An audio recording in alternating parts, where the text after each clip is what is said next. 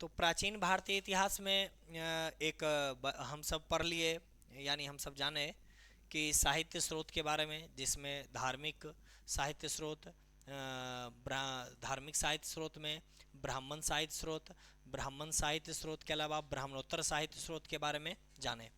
अब हम सब प्राचीन इतिहास के बारे में जानने के लिए दूसरा जो माध्यम है, दूसरा जो स्रोत है, वो विदेशी यात्रा वृत्तांत है।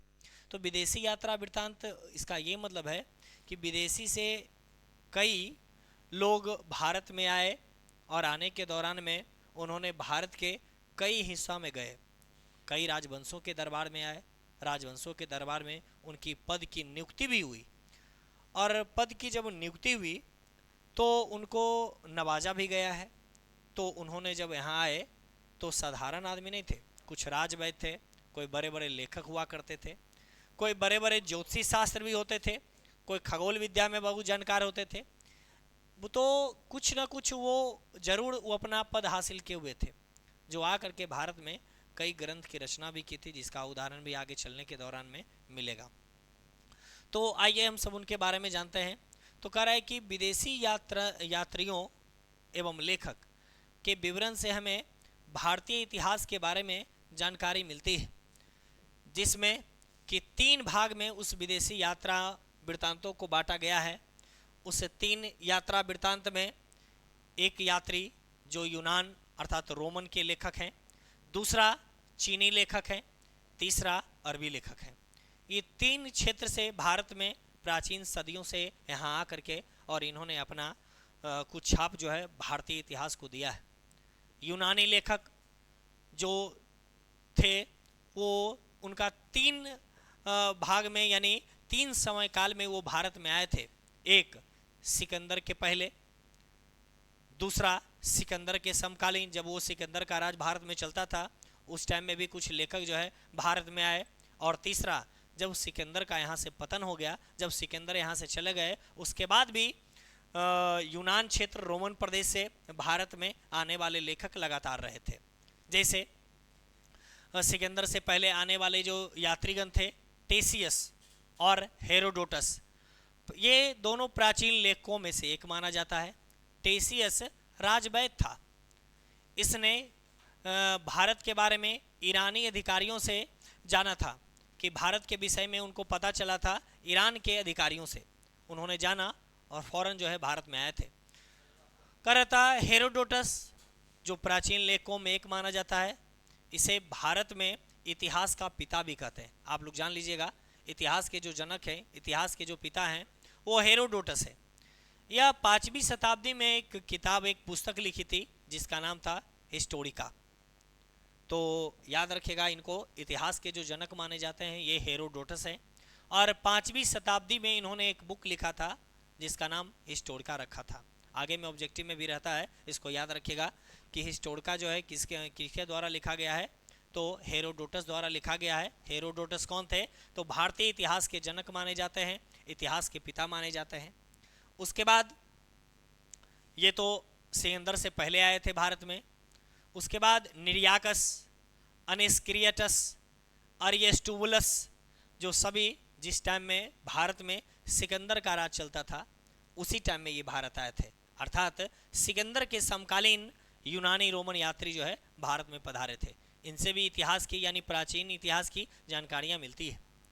सिकंदर के बाद आने वाले मेगास्थनीज आप लोग जानते हैं, पढ़े होंगे 11th में। यूनान के राजा जो सेल्यूकस निकेटर थे, उन्हीं का राजदूत था। याद है कि सेल्यूकस निकेटर का एक बार लड़ाई चंद्रगुप्त मौर्य से भी हुआ था, अब अपना पुत्री की शादी भी उन्हीं से कराए थे। खैर जो भी हो, इनके बारे में हम सब सिलेबस में चलेंगे। तो यूनानी जो कि रोम प्रदेश से, यूनान प्रदेश से आए थे, और सेल्यूकस निकेटर का दूत के रूप में आए थे भारत में, और चंद्रगुप्त मौर्य के दरबार में ये भारत में आए थे। 14 साल तक, यानी 14 वर्ष तक चंद्रगुप्त के दरबार में ये पधारे थे, यहाँ रहे थे। ये सिकंदर के बाद आने वाले यात्री थे। दूसरा जो चीनी लेखक का भी चर्चा भारत में, भारतीय इतिहास में, भारतीय साहित्य में होती है। चीनी लेखक फाहियान या गुप्त नरेश चंद्रगुप्त द्वितीय विक्रमादित्य के दरबार में आए थे। विक्रमादित्य का उस टाइम में 375 से 415 ईस्वी में राज चलता था, उसी समय ये भारत आए थे। और भारत में जब आए तो उन्होंने अपनी यात्रा वृत्तांत भी लिखा था, जिसका नाम रखा, क्या नाम रखा, तो फो क्यू की। ये उनका यात्रा वृत्तांत है, जो गुप्त नरेश, गुप्त राजा चंद्रगुप्त द्वितीय विक्रमादित्य के दरबार में आए थे, उसी टाइम में ये लिखे थे। दूसरा चीनी यात्री हेन सांग, तो हेन सांग जो भारत में आए थे जिस टाइम में कन्नौज के राजा हर्षवर्धन का राज चलता था, उनका राज 606 से 647 ईस्वी तक राज रहा था, उसी टाइम में ये भारत में आए थे हेन सांग, जो चीन के यात्री थे। 10 वर्षों तक उन्होंने भारत में रहा था, जिसमें 6 वर्ष तक नालंदा विश्वविद्यालय में पढ़े थे। जिस टाइम में ये भारत में आए थे, नालंदा विश्वविद्यालय में इनका दाखिला हुआ था, उस टाइम में नालंदा विश्वविद्यालय में लगभग 10,000 विद्यार्थी पढ़ते थे। उसका भी उल्लेख हेन सांग ने अपने यात्रा वृत्तांत में, अपने यात्रा साहित्य में लिखा था। तीसरा यात्री इत सिंह, जो भारत में 613 ईस्वी से 715 ईस्वी के बीच में आए थे और भारत की यात्रा इन्होंने किया था। उसने नालंदा विश्वविद्यालय, विक्रमशिला विश्वविद्यालय की भी चर्चा की थी। भारत में राजनीतिक, भारत के आर्थिक जीवन, भारत के सामाजिक परिपाटियों का भी इन्होंने उल्लेख किया था इत सिंह ने। इनकी भी चर्चाएं भारतीय साहित्य में की जाती है। उसके बाद भारत आने वाले अरबी लेखक, अरबी लेखक की भी लिस्ट बहुत लंबी है।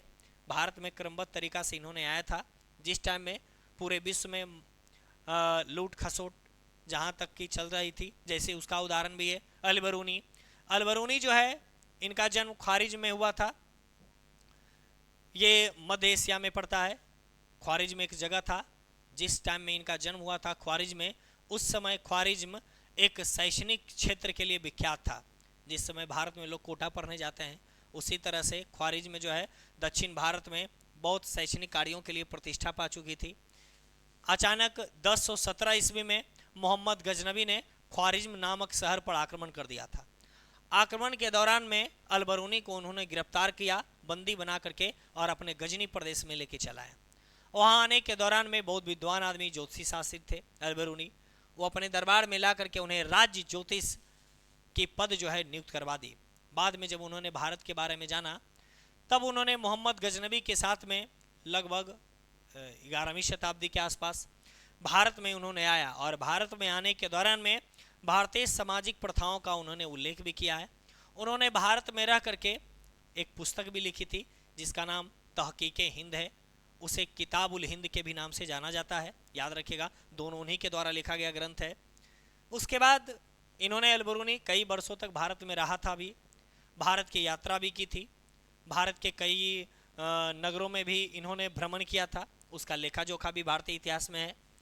उसके बाद आने वाले सुलेमान, ये 9वीं शताब्दी में भारत आया था, जिस टाइम में प्रतिहार पाल शासकों का वर्णन किया था, इन सारे चीज़ों। उसके बाद अलम सूदी भी भारत में आए थे, जो कि अरबी लेखक हैं।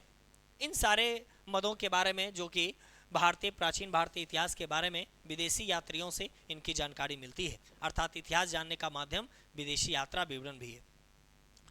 तीसरा जो माध्यम है, ये पुरातत्व है। ऐसे पुरातत्व खंड जो है बहुत बड़ा है।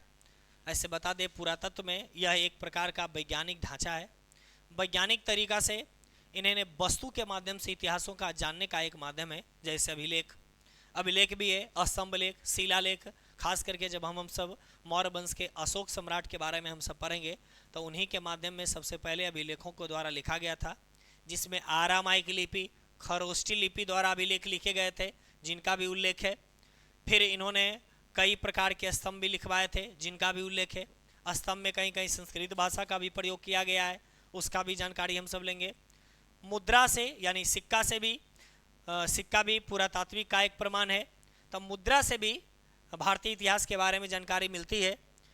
मुद्रा जो गुप्तों के टाइम में लिखी गई थी, गुप्तों के समय जो मुद्रा का अंकन किया गया था, जिससे पक्षी के दृश्य के बारे में, जिससे पशु के चित्र के बारे में बीना बजाते हुए दृश्य दिखाया गया, इनसे राजवंशों के कार्यकाल और राजवंशों का विशेषता के बारे में जानकारी मिलती है। मुद्रा किसके काल में कौन सी मुद्रा चली थी, उनकी जानकारी मिलती है। अर्थात इतिहास जानने में, अर्थात पुरातात्विक एक माध्यम है, जिससे कि मुद्रा के माध्यम से हम सब इतिहासों को जान लेते हैं, प्राचीन भारतीय इतिहासों को जान लेते हैं। स्मारक भवन हम सब पढ़ेंगे, विजयनगर साम्राज्य के बारे में, वहाँ की स्मारक। हड़प्पा सभ्यता में खास करके विशाल स्मारक की कहानी पढ़ेंगे, भवन निर्माण की कहानी पढ़ेंगे। भवनों को किस तरह से बनाया जाता था, हड़प्पा सिविलाइजेशन के बारे में हम सब पढ़ेंगे, जो आपका इतिहास में पहला चैप्टर है।